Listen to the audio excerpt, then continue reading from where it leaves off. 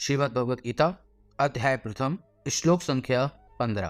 पाञ्चजन्यं ऋषिकेशो देवदत्तं धनञ्जयः पौण्ड्रं ददमौ महाशङ्खं भीमकर्मावृकोदरः।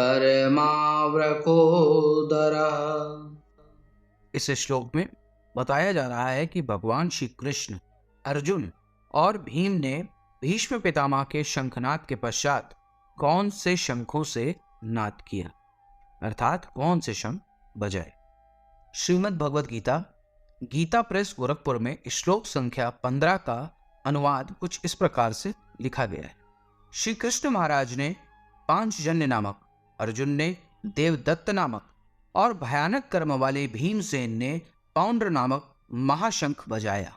श्रीमद् भगवद गीता यथा स्वरूप में इसके अनुवाद को कुछ इस प्रकार से बताया गया है।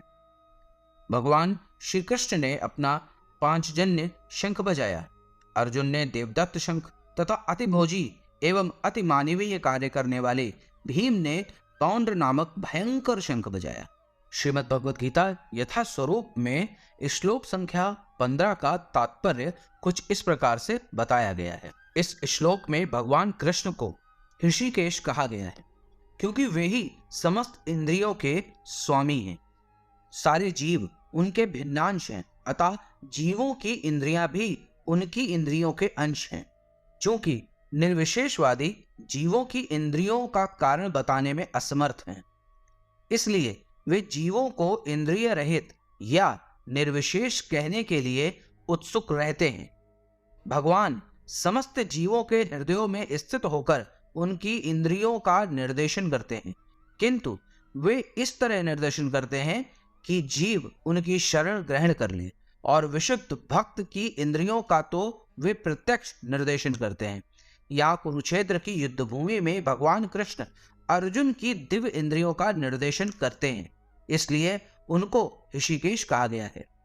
भगवान के विविध कार्यों के अनुसार उनके भिन्न भिन्न नाम हैं। उदाहरणार्थ, इनका एक नाम मधुसूदन है क्योंकि उन्होंने मधु नाम के असुर को मारा था। वे गौओं तथा इंद्रियों को आनंद देने के कारण गोविंद कहलाते हैं।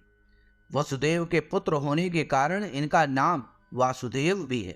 देवकी को माता रूप में स्वीकार करने के कारण इनका नाम देवकी नंदन भी है। वृंदावन में यशोदा के साथ बाल लीलाएं करने के कारण ये यशोदा नंदन है। अपने मित्र अर्जुन का सारथी बनने के कारण पार्थ सारथी हैं। इसी प्रकार उनका एक नाम ऋषिकेश है क्योंकि उन्होंने कुरुक्षेत्र के युद्ध स्थल में अर्जुन का निर्देशन किया है। इस श्लोक में अर्जुन को धनंजय कहा गया है क्योंकि जब इनके बड़े भाई को विभिन्न यज्ञ संपन्न करने के लिए धन की आवश्यकता हुई थी तो उसे प्राप्त करने में इन्होंने ही सहायता की थी। इसी प्रकार भीम वृकोदर कहलाते हैं क्योंकि जैसे वे अधिक खाते हैं उसी प्रकार वे अतिमानवीय कार्य करने वाले हैं, जैसे हिडिंबासुर का वध।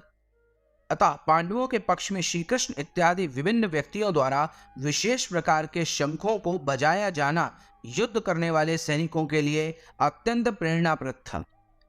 विपक्ष में ऐसा कुछ न था, ना तो परम निदेशक भगवान कृष्ण थे, ना ही भाग्य की देवी श्री थी।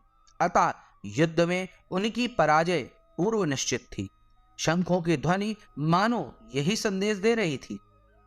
अभी आपने सुना श्रीमद् भगवद गीता गीता प्रेस गोरखपुर एवं यथा स्वरूप में दिए गए अर्थों एवं उनके तात्पर्य को।